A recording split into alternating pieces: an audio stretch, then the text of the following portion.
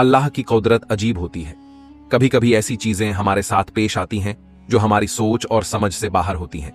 हम इंसान अक्सर समझते हैं कि दुनिया सिर्फ हमारे लिए बनी है, मगर अल्लाह की मखलूकात में जानवर भी शामिल हैं, जिनके दिल में भी जज्बात और एहसासात होते हैं। ये वाकया भी एक मासूम लड़की और एक छोटे से बंदरन की है, जिनका रिश्ता वक्त के साथ इतना गहरा हो गया कि उन्होंने एक दूसरे को अपनी जिंदगी का हिस्सा बना लिया। मगर जिंदगी कभी सीधी राह पर नहीं चलती। इसमें इम्तिहान और परेशानियां भी आती हैं, जो इंसान के सब्र और मोहब्बत को परखती हैं। अरब के एक पुराने शहर में, जहां रेगिस्तानी हवाएं चलती थीं, जहां मस्जिदों की अजानें रूह को सुकून देती थीं, वहीं एक छोटी सी तंग गली में एक मिट्टी का मकान था। इसी मकान में अली बिन उमर वो अपनी बीवी और अपनी 8 साल की बेटी सफासिम के साथ रहता था। सफा बहुत मासूम और नर्म दिल लड़की थी। वह छोटी सी उम्र में ही हर किसी के दर्द को समझने लगी थी। जब कोई गरीब उसके दरवाजे पर आता तो वह अपने हिस्से का खाना तक उसे दे देती। उसे अल्लाह की मखलूक से बेइंतहा मोहब्बत थी। उसका सबसे पसंदीदा वक़्त तब होता जब वह अपने घर के बाहर लगे खजूर के बड़े से दरख्त के नीचे जाकर बैठती थी। वह वहां बैठकर सोचती, परिंदों को देखती और अल्लाह की बनाई इस दुनिया के बारे में ख्याल करती। एक दिन दोपहर का वक़्त था।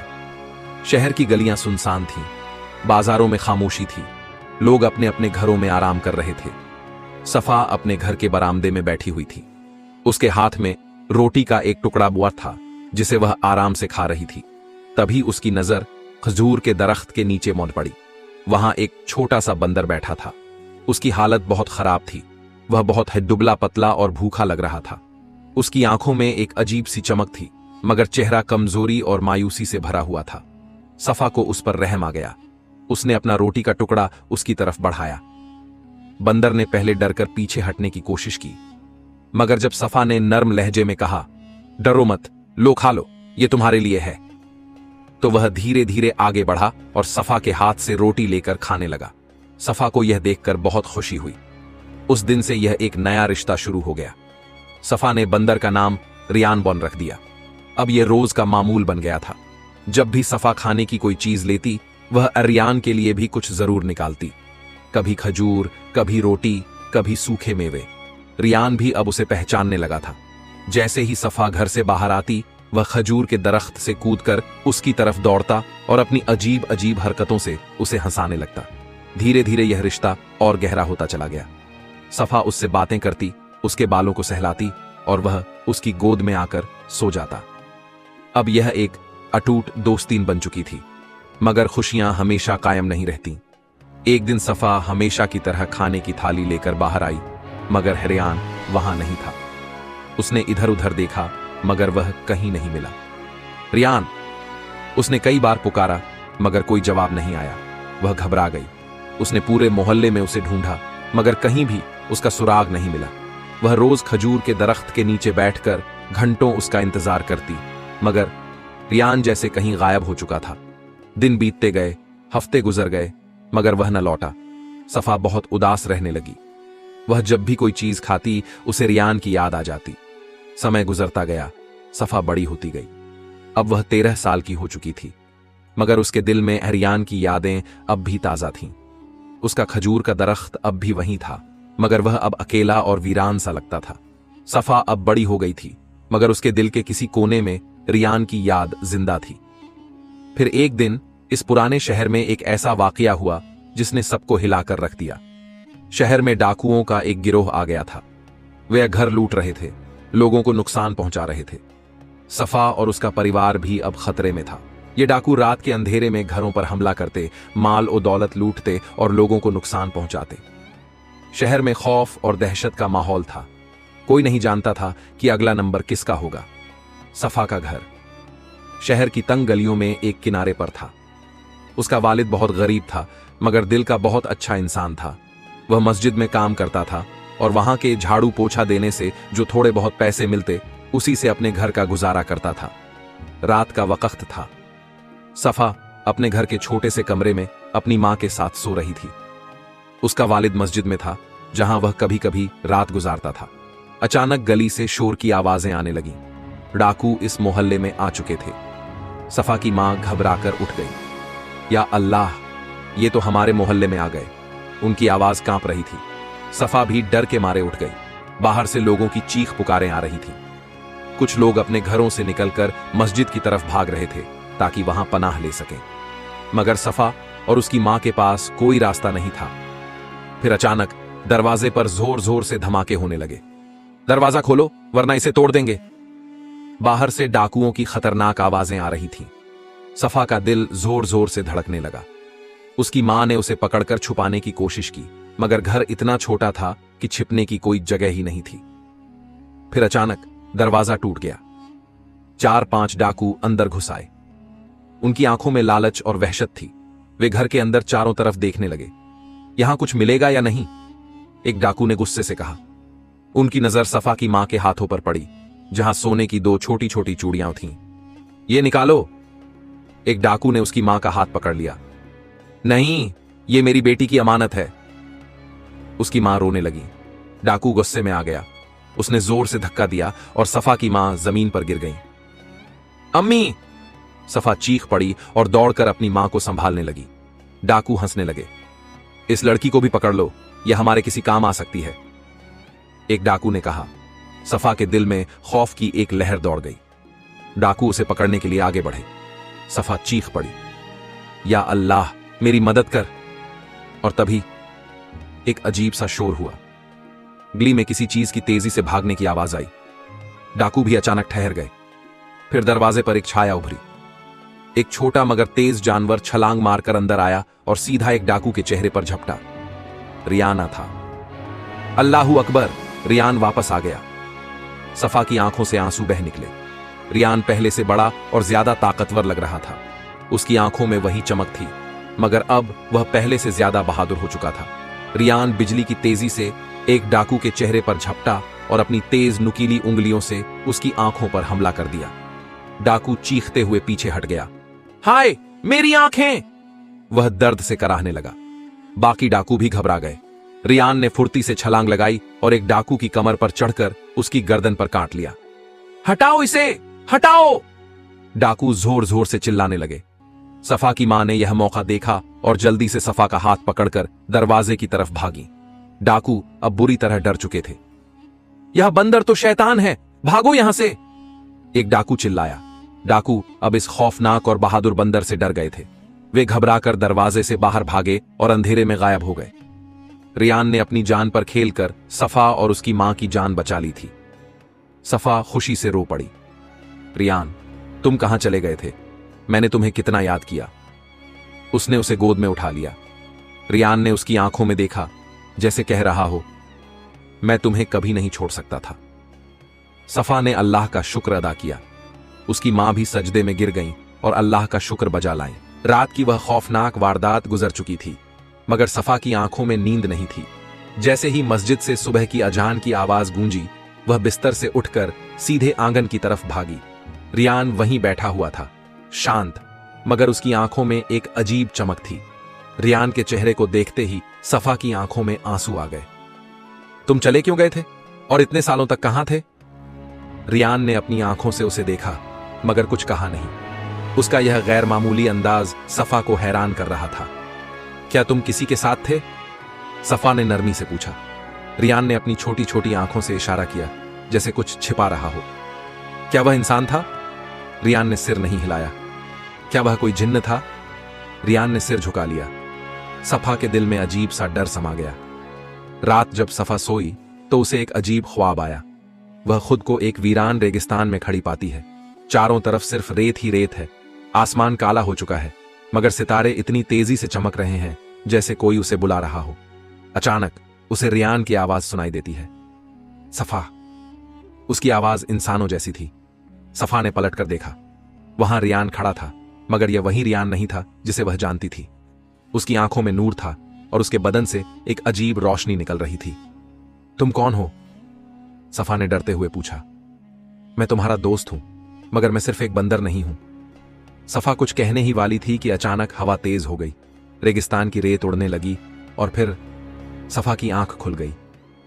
सफा ने सोचा कि उसे इस मसले पर किसी समझदार से बात करनी चाहिए। अगले दिन वह अपने वालिद के साथ मस्जिद गई, जहां एक बुजुर्ग आलिम शेख अब्दुल हकीमन मौजूद थे। वह बहुत नेक इंसान थे और लोगों के मुश्किल सवालों के जवाब कुरान और हदीस की रोशनी में देते थे। सफा ने हिम्मत करके उनसे कहा, शेख जी, मैं आपसे एक जरूरी बात करना चाहती हूं। बिल्कुल बेटी, कहो। सफा ने उन्हें सब कुछ बता दिया। रियान की वापसी, उसका अजीब इशारा करना और फिर वह ख्वाब। शेख अब्दुल हकीम बहुत देर तक सोचते रहे। फिर उन्होंने कहा, बेटी, यह मामूली बात नहीं है, तो क्या यह कोई अल्लाह का करिश्मा है? सफा ने डरते हुए पूछा। शेख जी ने गहरी सांस ली और बोले, कुरान में अल्लाह फरमाता है कि वह जिसे चाहता है उसकी हिफाजत के लिए फरिश्ते भेजता है। हो सकता है कि तुम्हारा यह दोस्त अल्लाह की भेजी हुई कोई अजूबा मखलूकन हो। सफा और ज्यादा उलझ गई। लेकिन अगर ऐसा है तो वह मुझसे क्यों छुपा रहा है? शेख जी मुस्कुराए, क्योंकि कुछ राज सिर्फ वक्त आने पर खुलते हैं बेटी। उस रात सफा जब घर लौटी तो बहुत सोच में डूब गई थी। रियान उसके साथ खेलने की कोशिश कर रहा था, मगर अब सफा उसे एक अजीब नजर से देख रही थी। रात के पिछले पहर जब वह सोई तो फिर से उसे वही ख्वाब आया, मैं तुम्हारी हिफाजत के लिए भेजा गया हूं। इस बार सफा ने झिझकते हुए पूछा, किसने भेजा? मगर इससे पहले कि कोई जवाब आता, ख्वाब टूट गया। अब सफा को लगने लगा कि रियान सिर्फ एक बंदर नहीं बल्कि अल्लाह का भेजा हुआ कोई करिश्मा है। मगर इस हकीकत को जानने से पहले एक और इम्तिहान उसकी जिंदगी में आने वाला था। डाकू वापस आ गए थे। इस बार वे ज्यादा खतरनाक थे। उन्होंने पूरे मोहल्ले को घेर लिया था। लोग डर के मारे अपने घरों में छुप गए। मस्जिद में अजान की आवाज बुलंद हुई, मगर कोई भी बाहर निकलने की हिम्मत नहीं कर रहा था। सफा की मां रोने लगी, या अल्लाह, हमारी हिफाजत फरमा, क्या अब कोई हमें बचाएगा? और तभी एक धमाका हुआ। दरवाजा जोर जोर से हिलने लगा। डाकू सफा के घर पर हमला करने वाले थे। जैसे ही दरवाजा टूटने वाला था, अचानक रियान ने एक तेज आवाज निकाली। यह कोई आम आवाज नहीं थी, यह एक गूंज थी, एक ऐसी आवाज जो पूरे मोहल्ले में फैल गई। डाकू ठहर गए।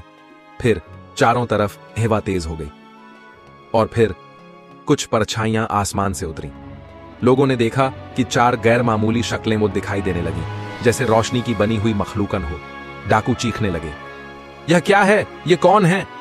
और फिर जैसे ही रियान ने दूसरी बार अपनी तेज आवाज निकाली, अचानक डाकू जमीन पर गिरने लगे। उनकी आंखें चौंधिया गईं और वे एक एक करके बेहोश होने लगे। यह किसी करिश्मे से कम नहीं था। मोहल्ले के लोगों ने देखा कि बोंड्रियान अब पहले जैसा बंदर नहीं था। उसके चारों तरफ एक अजीब सी रोशनी थी और उसकी आंखों में एक अजीब ताकत चमक रही थी। डाकू भाग चुके थे। लोग घरों से बाहर निकल आए। हर कोई दंग था। रियान अब सफा के करीब आ चुका था। सफा ने कांपती हुई आवाज में कहा, रियान, तुम कौन हो? रियान ने उसकी आंखों में देखा और फिर उसकी आंखों में नूर आ गया। मैं वही हूं जिसे तुमने बचपन में पाला था, मगर मैं अल्लाह का भेजा हुआ था। और यह कहते ही अचानक रियान की आंखों से एक नूर निकला और वह कहीं गायब हो गया। रियान का अचानक गायब हो जाना सफा के लिए किसी सदमे से कम नहीं था। क्या यह कोई ख्वाब था या हकीकत? डाकू हार चुके थे। पूरा गांव रियान के करिश्मे का गवाह बना। मगर सवाल यह था, रियान आखिर था कौन? क्या वह कोई आम बंदर था? क्या वह कोई जिन्न था? या फिर वह वाकई अल्लाह की तरफ से भेजी गई कोई अजूबा मखलूकत थी? इस हिस्से में सफा को उन सवालों के जवाब मिलने वाले थे जो उसने कभी सोचे भी नहीं थे। रात का अंधेरा था। सफा आंगन में अकेली बैठी थी। हर तरफ सन्नाटा था। सिर्फ हवा के झोंके महसूस हो रहे थे। रियान अब नहीं था। वह उसके सामने गायब हो गया था, एक चमकदार नूर के साथ। यह सब क्या था? सफा की आंखों में आंसू थे। उसे यकीन नहीं आ रहा था कि वह जिसे अपना दोस्त समझती थी, शायद वह कोई आम मखलूका नहीं था। या अल्लाह, ये कौन था? ये सब क्यों हुआ? सफा की मां भी आंगन में आ गई। उन्होंने बेटी को गमगीन देखा तो कहा, बेटी, जो भी हुआ अल्लाह की तरफ से हुआ, हमें सब्र करना चाहिए। मगर सफा अब एक जवाब चाहती थी। रियान कौन था? सुबह होते ही सफा सीधे मस्जिद चली गई। शेखा अब्दुल हकीम वहां तस्बीह कर रहे थे। सफा ने आते ही कहा, शेख जी, मुझे आपसे कुछ बहुत जरूरी बात करनी है। शेख ने उसकी बेचैनी को महसूस किया और नरमी से कहा, बोलो बेटी, क्या बात है? सफा ने फिर से रियान के गायब होने का पूरा वाकया सुनाया। शेखा बहुत देर तक चुप रहे। फिर उन्होंने गहरी सांस ली और बोले, बेटी, तुम्हारे सवालों के जवाब कुरान और हदीस में छिपे हैं। क्या मतलब? सफा हैरान हो गई। शेख बोले, कभी कभी अल्लाह अपने नेक बंदों की हिफाजत के लिए मखलूकात को भेजता है। ये फरिश्ते भी हो सकते हैं, जिन्न भी हो सकते हैं, या कोई और अजूबा मखलूका। तो क्या रियान कोई फरिश्ता था? शेख जी ने सिर झुका लिया। यह कहना मुश्किल है, मगर उसकी हरकतें आम जानवरों जैसी नहीं थीं। मगर वह बंदर था, सफा ने ताज्जुब से कहा। शेख बोले, कभी कभी अल्लाह अपनी कुदरत से चीजों को बदल देता है। अगर वह फरिश्ता था तो वह बंदर की शक्ल में क्यों आया? शायद इसलिए कि वह तुम्हारे करीब रह सके। सफा को एक अजीब सी सिहरन महसूस हुई। जब सफा घर लौटी तो उसे लगा कि सब कुछ ठहर गया है, मगर एक और आजमाइश उसका इंतजार कर रही थी। गांव में एक नई मुसीबत आ गई थी। डाकू फिर से इकट्ठे हो रहे थे। इस बार वे और ज्यादा ताकतवर हैं, लोगों ने कहा। सफा की मां बहुत डर गईं। अगर वे दोबारा हमला करें तो? सफा के वालिद ने कहा, हमें मस्जिद में दुआ करनी चाहिए। मगर सफा का दिल किसी और चीज के लिए बेचैन था। वह रियान को याद कर रही थी। अगर वह अब भी यहां होता तो शायद गांव को बचा सकता था। रियान, तुम कहां हो? उसने आसमान की तरफ देखते हुए कहा। सफा ने सोच लिया था, वह रियान की हकीकत को जाने बिना नहीं रह सकती थी। उसने अपनी मां से कहा, अम्मी, मुझे जंगल जाना होगा। जंगल? मगर क्यों? मुझे यकीन है कि रियान वहीं कहीं होगा। उसकी मां डर गई। बेटी, वह जगह खतरनाक है, तुम अकेली वहां कैसे जाओगी? मगर सफा ने हिम्मत नहीं हारी। अल्लाह मेरे साथ है। उसने एक छोटी सी गठरी बांधी और अगले ही दिन अकेले जंगल की तरफ चल पड़ी। जब सफा जंगल पहुंची तो हर तरफ खामोशी थी। वह धीरे धीरे आगे बढ़ी। वह उसी जगह पहुंची जहां उसने बचपन में रियान को पहली बार देखा था, मगर वहां कुछ नहीं था। रियान, तुम कहां हो? उसने जोर से पुकारा। कोई जवाब नहीं आया। फिर अचानक हवा तेज हो गई, पत्ते जमीन पर उड़ने लगे और फिर एक हल्की सी आवाज सुनाई दी, सफा। सफा ने जल्दी से पलटकर देखा। रियान वहां खड़ा था, मगर वह पहले जैसा नहीं था। रियान की आंखों में अब एक अलग ही चमक थी। वह धीरे धीरे सफा की तरफ बढ़ा। तुम लौट आए? सफा की आंखों में आंसू आ गए। रियान ने इंसानी आवाज में कहा, मैं कहीं गया नहीं था, मैं हमेशा तुम्हारे पास था। सफा हैरान रह गई। तुम बोल सकते हो? रियान ने सिर झुका लिया।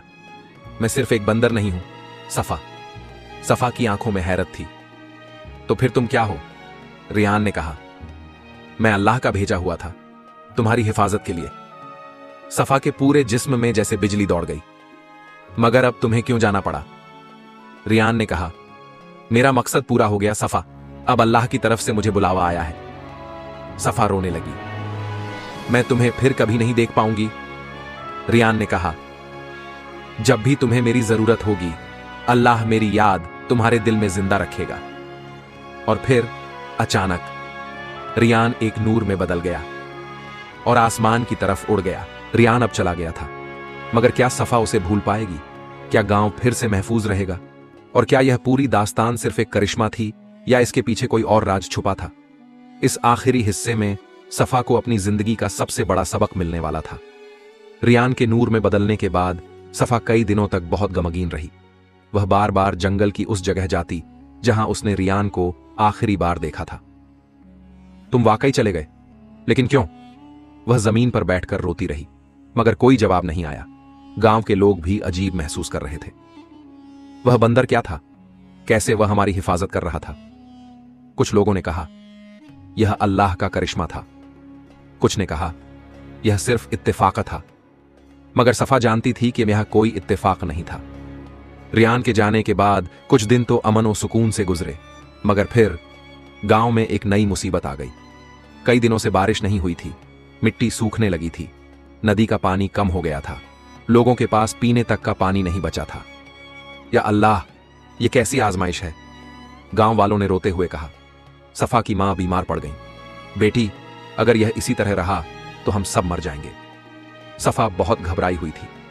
अब गांव को बचाने के लिए कोई नहीं था।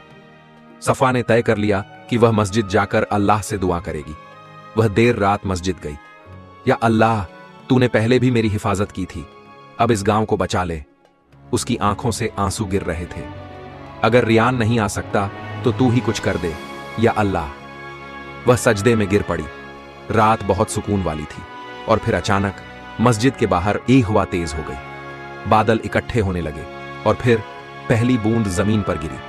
सुबह होते ही गांव में तेज बारिश शुरू हो गई। लोगों ने खुशी से अल्लाहू अकबर कहना शुरू कर दिया। नदी फिर से भरने लगी। प्यासे बच्चे बारिश में नहाने लगे। लोगों ने मस्जिद में जाकर शुक्राना अदा किया। सफा ने आंगन में खड़े होकर आसमान की तरफ देखा। रियान, क्या यह तुम्हारी दुआ थी? हवा में हल्की सी सरसराहट हुई, जैसे कोई जवाब दे रहा हो। अब सफा समझ चुकी थी। रियान उसकी हिफाजत के लिए भेजा गया था, मगर वह हमेशा के लिए नहीं रह सकता था। अल्लाह अपनी कुदरत से मदद भेजता है, मगर इंसानों को भी मेहनत करनी पड़ती है।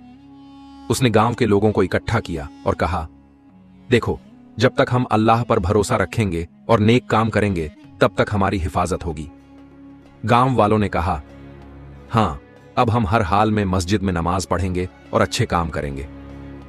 और फिर गांव में एक नई शुरुआत हुई। एक रात सफा छत पर बैठी थी। चांद बहुत चमक रहा था। हवा बहुत सुकून वाली थी। उसने आसमान की तरफ देखा और कहा, या अल्लाह, अगर तूने मुझे फिर से किसी करिश्मे से मिलवाया तो मैं उसे पहचान जाऊंगी। फिर उसने धीमे से कहा, रियान, अगर कहीं हो तो दुआओं में याद रखना। हवा फिर से हल्की सी सरसराई। सफा मुस्कुराई।